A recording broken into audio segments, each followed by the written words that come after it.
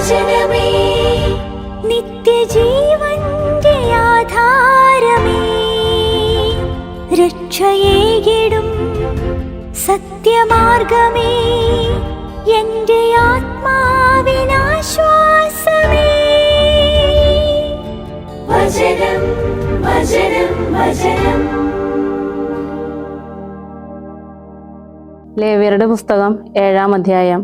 അതിവിശുദ്ധമായ പ്രായശ്ചിത്ത യാഗത്തിനുള്ള നിയമം ഇതാണ്. ഹോമയാഗത്തിനുള്ള മൃഗത്തെ അറക്കുന്ന സ്ഥലത്ത് വച്ച് തന്നെ പ്രായശ്ചിത്ത യാഗത്തിനുള്ള മൃഗത്തെയും അവർ അറക്കണം. അതിന്റെ രക്തം ബലിപീഠത്തിന്മേൽ ചുറ്റും അവൻ തളിക്കണം. അതിന്റെ മേധസ് മുഴുവൻ അതിൽ നിന്ന് അവൻ സമർപ്പിക്കണം. കൊഴുത്ത വാലും കുടൽ പൊതിഞ്ഞുള്ള മേധസ്സും ഇരുവൃക്കകളും അവയ്ക്കുമേൽ അരക്കെട്ടിനോടനുബന്ധിച്ചുള്ള മേധസ്സും വൃക്കകൾക്കുമേൽ കരളിനോടനുബന്ധിച്ചുള്ള കൊഴുപ്പുപാളിയും അവൻ വേർതിരിക്കണം. പുരോഹിതൻ അവ കർത്താവിനായി ബലിപീഠത്തിൽ അഗ്നിയിലുള്ള അർപ്പണമായി ധൂമിക്കണം. ഇത് പ്രായശ്ചിത്ത യാഗമാണ്. പുരോഹിതരിൽ ഓരോ പുരുഷനും അത് ഭക്ഷിക്കാം. വിശുദ്ധമായ ഒരു സ്ഥലത്ത് വച്ചാണ് അത് ഭക്ഷിക്കപ്പെടേണ്ടത്. അത് അതിവിശുദ്ധ വസ്തുവാണ്. പാപമുക്തിക്കുള്ള യാഗവസ്തു പോലെ തന്നെയാണ് പ്രായശ്ചിത്ത യാഗവസ്തുവും. അവയ്ക്കുള്ള നിയമം ഒന്നു തന്നെ. പരിഹാരകർമ്മം അനുഷ്ഠിക്കുന്ന പുരോഹിതനുള്ളതായിരിക്കും അത്. ഒരുവൻ പുരോഹിതന്റെ പക്കൽ സമർപ്പിക്കുന്ന ഹോമയാഗ മൃഗത്തിന്റെ തോൽ ഹോമയാഗം അർപ്പിക്കുന്ന പുരോഹിതനുള്ളതായിരിക്കും. അടുപ്പിൽ പാകപ്പെടുത്തിയ ഓരോ ധാന്യയാഗ വസ്തുവും ഉരുളിയിലും വറചട്ടിയിലും ഉണ്ടാക്കിയ ഓരോന്നും അത് അർപ്പിക്കുന്ന പുരോഹിതനുള്ളതായിരിക്കും. എന്നാൽ എണ്ണ ചേർത്തതോ ഉണങ്ങിയതോ ആയ ഓരോ ധാന്യയാഗ വസ്തുവും അഹറോന്റെ പുത്രന്മാർക്കെല്ലാവർക്കും ഒന്നുപോലെ ആയിരിക്കണം. കർത്താവിന് സമർപ്പിക്കുന്ന സമാധാന ബലിയുടെ നിയമം ഇതാണ്. കൃതജ്ഞതയായാണ് ഒരുവൻ അത് സമർപ്പിക്കുന്നതെങ്കിൽ എണ്ണ ചേർത്ത പുളിപ്പില്ലാത്ത വടകൾ, എണ്ണ പുരട്ടിയ പുളിപ്പില്ലാത്ത അടകൾ, എണ്ണ ചേർത്ത് കുഴച്ച നേരിയ മാവ് കൊണ്ടുള്ള വടകൾ എന്നിവയാണ് കൃതജ്ഞതാ ബലിക്കായി കാഴ്ചവെക്കേണ്ടത്. വടകൾക്ക് പുറമെ കൃതജ്ഞതയ്ക്കുള്ള സമാധാന ബലിയോടുകൂടെ പുളിപ്പുള്ള അപ്പവും അവന്റെ കാണിക്കയായി കാഴ്ചവെക്കണം. അതിൽ നിന്ന് ഓരോ കാണിക്കയിലും നിന്ന് ഓരോന്ന് കർത്താവിന് കാണിക്ക സമർപ്പിക്കണം. അത് സമാധാന ബലിമൃഗത്തിന്റെ രക്തം തളിക്കുന്ന പുരോഹിതനുള്ളതായിരിക്കും. കൃതജ്ഞതയ്ക്കുള്ള സമാധാന ബലിമൃഗത്തിന്റെ മാംസം അതിന്റെ സമർപ്പണ ദിനത്തിൽ തന്നെ ഭക്ഷിക്കപ്പെടണം. അതിൽ നിന്ന് പ്രഭാതത്തിലേക്ക് അവശേഷിപ്പിക്കരുത്. എന്നാൽ അവന്റെ ബലി സമർപ്പണം നേർച്ചയോ സ്വാഭീഷ്ട കാഴ്ചയോ ആണെങ്കിൽ അവൻ തന്റെ ബലി സമർപ്പിക്കുന്ന ദിവസം അത് ഭക്ഷിക്കപ്പെടണം. പിറ്റേ ദിവസം അതിൽ നിന്ന് അവശേഷിക്കുന്നതും ഭക്ഷിക്കപ്പെടണം. ബലിമൃഗത്തിന്റെ മാംസത്തിൽ നിന്ന് അവശേഷിക്കുന്നത് 3-ാം ദിവസം അഗ്നിയിൽ ദഹിക്കപ്പെടണം. സമാധാന ബലിയുടെ മാംസത്തിൽ നിന്ന് 3-ാം ദിവസം മനഃപൂർവ്വം ഭക്ഷിക്കപ്പെടുന്നെങ്കിൽ അത് സ്വീകാര്യമാവുകയില്ല. സമർപ്പിക്കുന്നവന് അത് അനുകൂലമായി പരിഗണിക്കപ്പെടുകയുമില്ല. അത് തിരസ്കൃത വസ്തുവായിരിക്കും. അതിൽ നിന്ന് ഭക്ഷിക്കുന്ന വ്യക്തി തന്റെ കുറ്റം വഹിക്കണം. മലിനമായ എന്തിലെങ്കിലും തൊടുന്ന മാംസം ഭക്ഷിക്കപ്പെടരുത്. അത് തീയിൽ ദഹിപ്പിക്കപ്പെടണം. മാംസം മുഴുവൻ ശുദ്ധിയുള്ളതാണെങ്കിലേ മാംസം ഭക്ഷിക്കാവൂ. എന്നാൽ കർത്താവിനുള്ള സമാധാന ബലിയിലെ മാംസത്തിന്മേൽ മലിനതയുള്ളപ്പോൾ ഒരു വ്യക്തി അത് ഭക്ഷിച്ചാൽ ആ വ്യക്തി സ്വജനത്തിൽ നിന്ന് വിച്ഛേദിക്കപ്പെടണം. ഒരു വ്യക്തി മലിനമായ എന്തിനെയെങ്കിലും, മനുഷ്യ സംബന്ധമായ മാലിന്യമോ മലിനമായ എന്തെങ്കിലും വർജ്യവസ്തുവോ മലിനമൃഗത്തെയോ സ്പർശിച്ചിട്ട് കർത്താവിനുള്ള സമാധാന ബലിയുടെ മാംസത്തിൽ നിന്ന് ഭക്ഷിച്ചാൽ ആ വ്യക്തി സ്വജനത്തിൽ നിന്ന് വിച്ഛേദിക്കപ്പെടണം. കർത്താവ് മോശയോട് പറഞ്ഞു, ഇസ്രായേല്യരോട് നീ ഇപ്രകാരം പ്രസ്താവിക്കുക: കാളയുടെയോ ചെമ്മരിയാടിന്റെയോ കോലാടിന്റെയോ മേധസ്സൊന്നും നിങ്ങൾ ഭക്ഷിക്കരുത്. ചത്തതിന്റെ മേധസ്സും കടിച്ചു കീറപ്പെട്ടതിന്റെ മേധസ്സും ഓരോ പണിക്കും ഉപയോഗിക്കാം. എന്നാൽ നിങ്ങൾ അത് ഒട്ടും ഭക്ഷിക്കരുത്. കർത്താവിന് അഗ്നിയിലുള്ള അർപ്പണമായി മൃഗത്തിൽ നിന്ന് സമർപ്പിച്ചിട്ട് അതിൽ നിന്നുള്ള മേധസ് ആരു ഭക്ഷിച്ചാലും ഭക്ഷിക്കുന്ന വ്യക്തി സ്വജനത്തിൽ നിന്ന് വിച്ഛേദിക്കപ്പെടണം. നിങ്ങളുടെ വാസസ്ഥാനങ്ങളിൽ എവിടെയും പക്ഷിയുടെയോ മൃഗത്തിന്റെയോ രക്തമൊന്നും നിങ്ങൾ ഭക്ഷിക്കരുത്. വ്യക്തി ആരായാലും ഏതെങ്കിലും രക്തം ഭക്ഷിച്ചാൽ ആ വ്യക്തി സ്വജനത്തിൽ നിന്ന് വിച്ഛേദിക്കപ്പെടണം. കർത്താവ് മോശയോട് പറഞ്ഞു, ഇസ്രായേല്യരോട് ഇപ്രകാരം പ്രസ്താവിക്കുക: ഒരുവൻ കർത്താവിന് സമാധാന ബലി അർപ്പിക്കുമ്പോൾ തന്റെ സമാധാന ബലിയിൽ നിന്നുള്ള അർപ്പണമാണ് കർത്താവിന് കൊണ്ടുവരേണ്ടത്. അവന്റെ കരങ്ങൾ തന്നെ കർത്താവിന് അഗ്നിയാലുള്ള അർപ്പണങ്ങൾ കൊണ്ടുവരട്ടെ. നെഞ്ചിനോടൊപ്പം അവൻ മേധസ് കൊണ്ടുവരട്ടെ.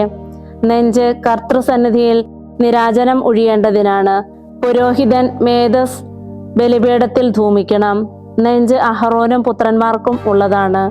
നിങ്ങളുടെ സമാധാന ബലിമൃഗങ്ങളുടെ വലത്തെ കുറക് കാഴ്ചയായി പുരോഹിതന് നിങ്ങൾ നൽകണം. അഹറോന്റെ പുത്രന്മാരിൽ ആരാണോ സമാധാനയാഗത്തിന്റെ രക്തവും മേധസ്സും കാഴ്ചയർപ്പിക്കുന്നത്, പങ്കുപ്രകാരം അവനുള്ളതാണ് വലത്തെ കുറക്. കാരണം ഇസ്രായേലിൽ നിന്ന്, അവരുടെ സമാധാന ബലിവസ്തുക്കളിൽ നിന്ന് നിരാജന നെഞ്ചും കാണിക്കക്കുറകും സ്വീകരിച്ച് ഇസ്രായേല്യർക്കിടയിൽ ശാശ്വത ഓഹരിയായി അവ പുരോഹിതനായ അഹറോനും അവന്റെ പുത്രന്മാർക്കും ഞാൻ നൽകിയിരിക്കുന്നു. കർത്താവിന്റെ പുരോഹിതനായിരിക്കാൻ അവൻ അവ സമർപ്പിക്കുന്ന ദിവസം കർത്താവിന് അഗ്നിയാനുള്ള അർപ്പണത്തിൽ നിന്ന് അഹറോന്റെ ഓഹരിയും അവന്റെ പുത്രന്മാരുടെ ഓഹരിയും ഇതായിരിക്കും. അവരെ അവിടുന്ന് അഭിഷേകം ചെയ്യുന്ന ദിവസം ഇസ്രായേല്യരിൽ നിന്ന് അവർക്ക് നൽകാനായി ഇത് അവരുടെ തലമുറകൾക്ക് ശാശ്വത ചട്ടമായി കർത്താവ് കൽപ്പിച്ചിരിക്കുന്നു. ഹോമയാഗത്തിനും ധാന്യയാഗത്തിനും പാപമുക്തിയാഗത്തിനും പ്രായശ്ചിത്തയാഗത്തിനും പ്രതിഷ്ഠാപനയാഗത്തിനും സമാധാന ബലിക്കുമുള്ള നിയമം ഇതാണ്. കർത്താവിന് തങ്ങളുടെ കാണിക്കകൾ അർപ്പിക്കാൻ സീനായി മരുഭൂമിയിൽ ഇസ്രായേല്യരെ അവിടുന്ന് നിഷ്കർഷിച്ച ദിവസം സീനായി മലയിൽ വെച്ച് കർത്താവ് മോശയോട് കൽപ്പിച്ചതാണിത്. ലേവ്യരുടെ പുസ്തകം 8-ാം അധ്യായം.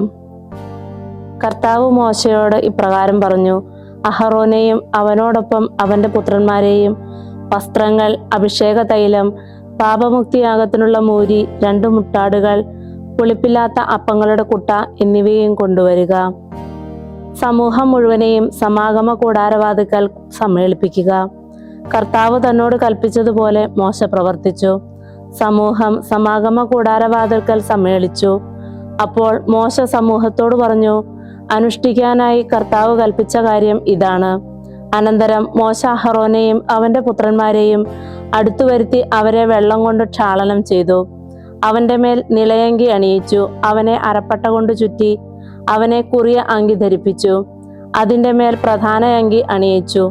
പ്രധാന അങ്കിയുടെ അലങ്കൃത കെട്ടുകൊണ്ട് ചുറ്റി അവനെ അതുകൊണ്ട് അരമുറുക്കി അവന്റെ മേൽ ഉരസ്ത്രാണമിട്ടു. ഉരസ്ത്രാണത്തിലേക്ക് ഉറീമും തുമ്മീമും നിക്ഷേപിച്ചു. അവന്റെ ശിരസിന്മേൽ ശിരോവസ്ത്രം വെച്ചു. ശിരോവസ്ത്രത്തിന്മേൽ മുൻഭാഗത്ത് വിശുദ്ധിയുടെ കിരീടം, അതായത് സ്വർണത്തിന്റെ പുഷ്പം വച്ചു. കർത്താവ് മോശയോട് കൽപ്പിച്ചതുപോലെയാണിത്. അനന്തരം മോശ അഭിഷേക തൈലം എടുത്ത് ആലയവും അതിലുള്ളതൊക്കെയും അഭിഷേകം ചെയ്തു. അങ്ങനെ അവ വിശുദ്ധീകരിച്ചു. അതിൽ നിന്ന് ബലിപീഠത്തിന്മേൽ അവൻ 7 പ്രാവശ്യം തൂകി. അവൻ ബലിപീഠവും അതിന്റെ എല്ലാ ഉപകരണങ്ങളും ക്ഷാളനപാത്രവും അതിന്റെ പീഠവും അവ വിശുദ്ധീകരിക്കുന്നതിനായി അഭിഷേകം ചെയ്തു. അഹറോനെ വിശുദ്ധീകരിക്കാനായി അവന്റെ ശിരസിന്മേൽ കുറച്ച് അഭിഷേക തൈലം ഒഴിച്ച് അവനെ അഭിഷേകം ചെയ്തു. അഹറോന്റെ പുത്രന്മാരെയും മോശ അടുത്തു കൊണ്ടുവന്ന് അവരെ നിലയങ്കി അണിയിക്കുകയും അരപ്പട്ട കെട്ടുകയും അവർക്ക് തലപ്പാവ് ചുറ്റുകയും ചെയ്തു. കർത്താവ് മോശയോട് കൽപ്പിച്ചതുപോലെയാണിത്. പാപമുക്തിയാഗത്തിനുള്ള മൂരിയെ കൊണ്ടുവന്നപ്പോൾ അഹറോനും അവന്റെ പുത്രന്മാരും പാപമുക്തിയാഗത്തിനുള്ള മൂരിയുടെ തലയിൽ അവരുടെ കൈകൾ വച്ചു. അറുത്ത് രക്തമെടുത്ത് മോശ തന്റെ വിരൽ കൊണ്ട് ബലിപീഠത്തിന്റെ കൊമ്പുകളിന്മേൽ ചുറ്റും പുരട്ടി. അവൻ ബലിപീഠം ശുദ്ധീകരിച്ച് രക്തം ബലിപീഠത്തിന്റെ ചുവട്ടിൽ ഒഴിച്ചു. അതിന്മേൽ പരിഹാരം അനുഷ്ഠിക്കാനായി അതിനെ വിശുദ്ധീകരിച്ചു. കുടലിന്മേലുള്ള മേധസ് മുഴുവനും കരളിന്റെ കൊഴുപ്പുപാളിയും ഇരുവൃക്കകളും അവയുടെ മേധസ്സും മോശ എടുത്ത് ബലിപീഠത്തിൽ ധൂമിച്ചു. മൂരിയെ, അതായത് അതിന്റെ തോൽ, മാംസം, ചാണകം എന്നിവ പാളയത്തിനു വെളിയിൽ അഗ്നിയിൽ ദഹിപ്പിച്ചു. കർത്താവ് മോശയോട് കൽപ്പിച്ചതുപോലെയാണിത്. ഹോമയാഗത്തിനുള്ള മുട്ടാടിനെ അവൻ അടുത്തു കൊണ്ടുവന്നു. അഹറോനും അവന്റെ പുത്രന്മാരും തങ്ങളുടെ കൈകൾ മുട്ടാടിന്റെ തലയിൽ വെച്ചു. മോശ അതിനെ അറുത്ത് രക്തം ബലിപീഠത്തിന്മേൽ ചുറ്റും തളിച്ചു. മുട്ടാടിനെ കഷണങ്ങളാക്കി മുറിച്ചു. തലയും കഷണങ്ങളും കൊഴുപ്പും മോശ ധൂമിച്ചു. മോശ അതിന്റെ ആന്തരാവയവവും കാൽവണ്ണകളും വെള്ളത്തിൽ കഴുകി. മുട്ടാടിനെ മുഴുവനും ബലിപീഠത്തിൽ ധൂമിച്ചു. അത് ഹോമയാഗമായിരുന്നു, കർത്താവിന് അഗ്നിയിലുള്ള സുരഭില പരിമള അർപ്പണം. കർത്താവ് മോശയോട് കൽപ്പിച്ചതുപോലെയാണിത്. അവൻ രണ്ടാമത്തെ മുട്ടാടിനെ, പ്രതിഷ്ഠാപന യാഗത്തിലുള്ള മുട്ടാടിനെ അടുത്തു കൊണ്ടുവന്നു. അഹറോനും അവന്റെ പുത്രന്മാരും തങ്ങളുടെ കൈകൾ മുട്ടാടിന്റെ തലയിൽ വച്ചു. മോശ അതിനെ അറുത്ത് കുറച്ചു രക്തമെടുത്ത് അഹറോന്റെ വലത്ത് കീഴ്ക്കാതിലും വലത്ത് കൈയുടെ തള്ളവിരലിലും വലത്തുകാലിന്റെ പെരുവിരലിലും പുരട്ടി. തുടർന്ന് അവൻ അഹറോന്റെ പുത്രന്മാരെ അടുത്തു വരുത്തി രക്തത്തിൽ നിന്ന് അവരുടെ വലത്ത് കീഴ്ക്കാതിലും വലത്ത് കൈയുടെ തള്ളവിരലിലും വലത്തുകാലിന്റെ പെരുവിരലിലും പുരട്ടി. മോശ രക്തം ബലിപീഠത്തിന്മേൽ ചുറ്റും തളിച്ചു. മേധസ്സും കൊഴുത്തവാലും കുടലിന്മേലുള്ള മേധസ് മുഴുവനും കരളിന്റെ കൊഴുപ്പുപാളിയും ഇരുവൃക്കകളും അവയുടെ മേധസ്സും വലത്ത് പുറകും അവൻ എടുത്തു. കർത്തൃസന്നിധിയിലുള്ള പുളിപ്പില്ലാത്ത അപ്പങ്ങളുടെ കുട്ടയിൽ നിന്ന് പുളിപ്പില്ലാത്ത ഒരു അപ്പം, ഒരു എണ്ണവട, ഒരു അട എന്നിവ എടുത്ത് മേധസ്സുകളിന്മേലും വലത്ത് കുറകിന്മേലും വച്ചു. ഇവയെല്ലാം അവൻ അഹറോന്റെ കൈക്കുമ്പിളിലും അവന്റെ പുത്രന്മാരുടെ കൈക്കുമ്പിളിലും വെച്ചു കൊടുത്തു. അവൻ കർത്തൃസന്നിധിയിൽ നീരാജനം ഒഴിഞ്ഞു. മോശ അവ അവരുടെ കൈക്കുമ്പിളിൽ നിന്നെടുത്ത് ഹോമയാഗത്തിനുമേൽ ബലിപീഠത്തിന്മേൽ ധൂപിച്ചു. അത് പ്രതിഷ്ഠാപന യാഗമാണ്, കർത്താവിന് അഗ്നിയിലുള്ള സുരഭില പരിമളാർപ്പണം. മോശ നെഞ്ചെടുത്ത് കർത്തൃസന്നിധിയിൽ നീരാജനം ഒഴിഞ്ഞു. അതായിരുന്നു പ്രതിഷ്ഠാപന യാഗത്തിന്റെ മുട്ടാടിൽ നിന്ന് മോശയ്ക്കുള്ള വിഹിതം. കർത്താവ് മോശയോട് കൽപ്പിച്ചതുപോലെയാണിത്. അനന്തരം മോശ കുറച്ച് അഭിഷേക തൈലവും ബലിപീഠത്തിന്മേലുള്ള കുറച്ചു രക്തവും എടുത്ത് അഹറോന്റെ മേലും അവന്റെ വസ്ത്രങ്ങളുടെ മേലും അവനോടൊപ്പം അവന്റെ പുത്രന്മാരുടെ മേലും അവരുടെ വസ്ത്രങ്ങളുടെ മേലും തളിച്ചു. അങ്ങനെ അവൻ അഹറോനെയും അവന്റെ വസ്ത്രങ്ങളും അവനോടൊപ്പം അവന്റെ പുത്രന്മാരെയും അവരുടെ വസ്ത്രങ്ങളും വിശുദ്ധീകരിച്ചു. മോശ അഹറോനോടും അവന്റെ പുത്രന്മാരോടും പറഞ്ഞു, സമാഗമ കൂടാരവാതിക്കൽ വച്ച് മാംസം വേവിക്കുവിൻ. അഹറോനും പുത്രന്മാരും അത് ഭക്ഷിക്കണം എന്ന് ഞാൻ കൽപ്പിച്ചതുപോലെ അതും പ്രതിഷ്ഠാപന യാഗത്തിന്റെ കുട്ടയിലുള്ള അപ്പവും അവർ അവിടെ വെച്ച് ഭക്ഷിക്കട്ടെ. മാംസത്തിലും അപ്പത്തിലും ശേഷിക്കുന്നത് നിങ്ങൾ അഗ്നിയിൽ ദഹിപ്പിക്കണം.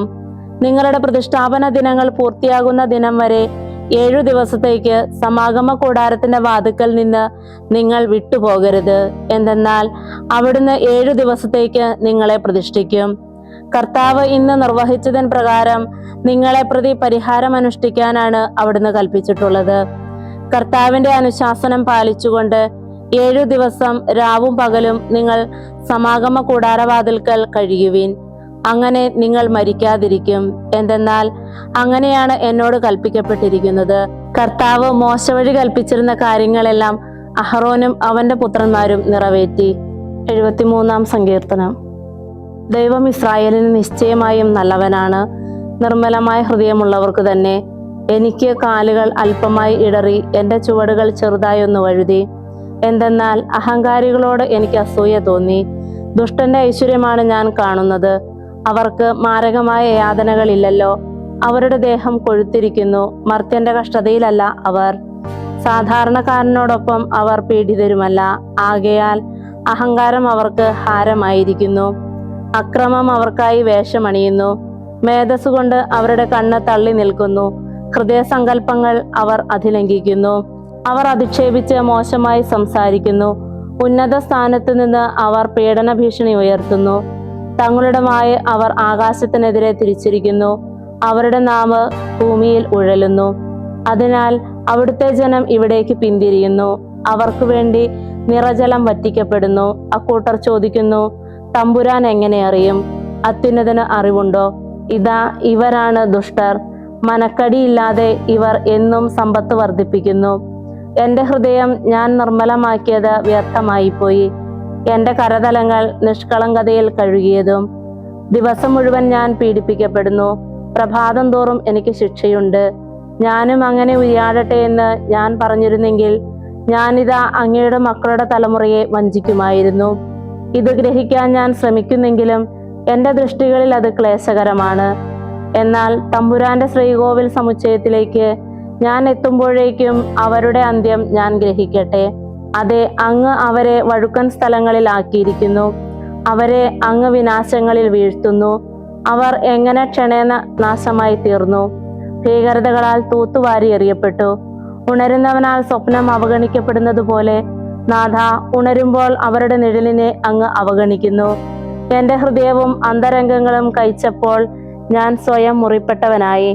അറിവില്ലാത്ത മന്ദബുദ്ധിയായിരുന്നു ഞാൻ. അങ്ങയോടുള്ള സമീപനത്തിൽ ഞാനൊരു മൃഗമായിരുന്നു. എന്നാലും ഞാൻ നിരന്തരം അങ്ങയോട് കൂടെയാണ്. അങ്ങ് എൻ്റെ വലത്തുകൈ പിടിച്ചിരിക്കുന്നു. അങ്ങയുടെ ഉപദേശത്തിൽ അങ്ങ് എന്നെ നയിക്കുന്നു. പിന്നീട് ഒരു മഹത്വമായി അങ്ങ് എന്നെ സ്വീകരിക്കും. ആകാശങ്ങളിൽ എനിക്ക് ആരു വേണം? അങ്ങയോടത്തെങ്കിൽ ഭൂമിയിലും ഞാൻ ആരെയും ആഗ്രഹിക്കുന്നില്ല. എൻ്റെ ശരീരവും ഹൃദയവും ക്ഷീണിച്ചേക്കാം. എൻ്റെ ഹൃദയത്തിന്റെ പാറയും എൻ്റെ ഓഹരിയും എന്നേക്കും ദൈവമാണ്. എന്തെന്നാൽ അങ്ങയെ അകറ്റുന്നവർ നാശമടയും. അങ്ങിൽ നിന്ന് വ്യതിചലിക്കുന്ന ആരെയും അങ്ങ് സംഹരിക്കും. എനിക്കോ ദൈവസാമീപ്യമാണ് ഉത്തമം. നാഥനായ കർത്താവിലാണ് ഞാൻ ആശ്രയം വച്ചിരിക്കുന്നത്. അങ്ങയുടെ എല്ലാ പ്രവൃത്തികളും വിവരിക്കുന്നതിന് തന്നെ. വിശുദ്ധ മർക്കോസ് എഴുതിയ സുവിശേഷം 8-ാം അധ്യായം 22 മുതൽ 38 വരെയുള്ള തിരുവചനങ്ങൾ. പിന്നീട് അവൻ ബേത്സയിദായിലെത്തി. കുറെ പേർ ഒരു അന്ധനെ അവന്റെ അടുത്ത് കൊണ്ടുവന്ന് അവനെ തൊടണമെന്ന് യേശുവിനോട് അപേക്ഷിച്ചു. അവൻ അന്ധനെ കൈപിടിച്ച് ഗ്രാമത്തിന് വെളിയിലേക്ക് കൊണ്ടുപോയി. അവന്റെ കണ്ണുകളിൽ തുപ്പിയതിനു ശേഷം അവന്റെ മേൽ കൈകൾ വച്ചുകൊണ്ട് ചോദിച്ചു, നീ എന്തെങ്കിലും കാണുന്നുണ്ടോ? നോക്കിയിട്ട് അവൻ പറഞ്ഞു, ഞാൻ മനുഷ്യരെ കാണുന്നു. നടക്കുന്ന അവരെ മരങ്ങളെ പോലെയാണ് ഞാൻ കാണുന്നത്. വീണ്ടും യേശു അവന്റെ കണ്ണുകളിൽ കൈകൾ വച്ചു. അവൻ ഉറ്റുനോക്കി, പൂർവസ്ഥിതിയിലായി. അവൻ എല്ലാം വ്യക്തമായി കാണുകയും ചെയ്തു. ഗ്രാമത്തിൽ പ്രവേശിക്കുക പോലും ചെയ്യരുത് എന്ന് പറഞ്ഞ് യേശു അവനെ വീട്ടിലേക്ക് അയച്ചു. യേശുവും ശിഷ്യന്മാരും കേസറിയ ഫിലിപ്പിയിലെ ഗ്രാമങ്ങളിലേക്ക് പുറപ്പെട്ടു. വഴിമധ്യേ അവൻ ശിഷ്യന്മാരോട് ചോദിച്ചു, ഞാൻ ആരെന്നാണ് ആളുകൾ പറയുന്നത്? അവർ പറഞ്ഞു, ചിലർ സ്നാപക യോഹന്നാൻ എന്നും മറ്റു ചിലർ ഏലിയ എന്നും വേറെ ചിലർ പ്രവാചകന്മാരിൽ ഒരുവനെന്നും പറയുന്നു. അവൻ ചോദിച്ചു, എന്നാൽ ഞാൻ ആരെന്നാണ് നിങ്ങൾ പറയുന്നത്? പത്രോസ് മറുപടി പറഞ്ഞു, നീ ക്രിസ്തുവാണ്. തന്നെക്കുറിച്ച് ആരോടും പറയരുതെന്ന് അവൻ അവരോട് കൽപ്പിച്ചു. മനുഷ്യപുത്രൻ വളരെയേറെ സഹിക്കുകയും ശ്രേഷ്ഠന്മാർ, പുരോഹിത പ്രമുഖന്മാർ, നിയമജ്ഞർ എന്നിവരാൽ തിരസ്കരിക്കപ്പെടുകയും വധിക്കപ്പെടുകയും 3 ദിവസത്തിനു ശേഷം ഉയർത്തെഴുന്നേൽക്കുകയും ചെയ്യേണ്ടിയിരിക്കുന്നുവെന്ന് അവൻ അവരെ പഠിപ്പിക്കാൻ തുടങ്ങി. അവൻ ഇക്കാര്യം തുടർന്നു പറഞ്ഞു. അപ്പോൾ പത്രോസ് അവനെ മാറ്റി നിർത്തിക്കൊണ്ട് ശാസിക്കാൻ തുടങ്ങി. യേശു പിന്തിരിഞ്ഞു നോക്കിയപ്പോൾ ശിഷ്യന്മാർ നിൽക്കുന്നത് കണ്ട് പത്രോസിനെ ശാസിച്ചുകൊണ്ട് പറഞ്ഞു, സാത്താനെ, നീ എൻ്റെ പിന്നിലേക്ക് പോകൂ. നീ ചിന്തിക്കുന്നത് ദൈവത്തിന്റെ കാര്യങ്ങളല്ല, മനുഷ്യരുടേതാണ്. അവൻ ശിഷ്യന്മാരോടൊപ്പം ജനക്കൂട്ടത്തെയും തന്റെ അടുത്തേക്ക് വിളിച്ചു വരുത്തി അവരോട് പറഞ്ഞു, ആരെങ്കിലും എന്നെ അനുഗമിക്കാൻ ആഗ്രഹിക്കുന്നെങ്കിൽ അവൻ തന്നെ തന്നെ പരിത്യജിച്ച് തന്റെ കുരിശുമെടുത്ത് എന്നെ അനുഗമിക്കട്ടെ. എന്തെന്നാൽ സ്വന്തം ജീവൻ രക്ഷിക്കാൻ ആഗ്രഹിക്കുന്നവൻ അത് നഷ്ടപ്പെടുത്തും. ആരെങ്കിലും എനിക്കോ സുവിശേഷത്തിനോ വേണ്ടി സ്വന്തം ജീവൻ നഷ്ടപ്പെടുത്തിയാൽ അവൻ അതിനെ രക്ഷിക്കും. കാരണം ഒരുവൻ ലോകം മുഴുവൻ നേടിയാലും സ്വന്തം ജീവൻ നഷ്ടപ്പെടുത്തിയാൽ അതുകൊണ്ട് അവന് എന്തു പ്രയോജനം? മനുഷ്യൻ സ്വന്തം ജീവന് പകരമായി എന്തു കൊടുക്കും? പഴിപിഴച്ചതും പാപം നിറഞ്ഞതുമായ ഈ തലമുറയിൽ എന്നെക്കുറിച്ചോ എൻ്റെ വചനങ്ങളെക്കുറിച്ചോ ലജ്ജിക്കുന്നവനെ പറ്റി മനുഷ്യപുത്രനും തന്റെ പിതാവിന്റെ മഹത്വത്തിൽ വിശുദ്ധ ദൂതന്മാരോടുകൂടെ വരുമ്പോൾ ലജ്ജിക്കും. ദൈവവചനമേ, നിത്യജീവന്റെ ആധാരമേ, രക്ഷയേകിടും സത്യമാർഗമേ, എൻ്റെ ആത്മാ